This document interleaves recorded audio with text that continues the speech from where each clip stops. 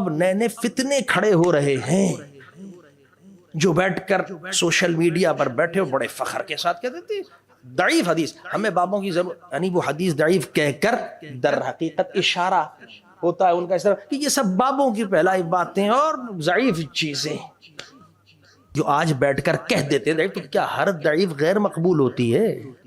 بھائی معلق ہے، اب یہ ٹرمنالوجی، معلق ایسی حدیث کو کہا جاتا ہے کہ ما حذف اسنادہ من مبدأ السند، مبدأ سند سے، ابتدا سے اس کی سند حذف ہوتی ہے، اب وہ معلق ہے اور یہ ضعیف حدیث کی کیٹیگری میں آتی ہے۔ کیوں کیٹیگری میں آتی ہے؟ کہ اس میں اتصال سند نہیں پایا جا رہا، جو متصل سند بنقل العدل تام یہ نہیں پایا جا رہا تو ضعیف کہلاتی ہے۔ لیکن اسی ضعیف کو امام بخاری ذکر کر دیں تو پوری دنیا کے لیے قابل قبول ہو جاتی ہے۔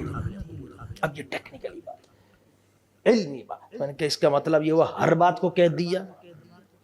اسی طرح مرسل ہے، احادیث ضعیفہ کے اندر ہے، لیکن ائمہ ثلاثہ، امام اعظم، امام شافعی، امام احمد سب کہتے متفق علیہ قبول۔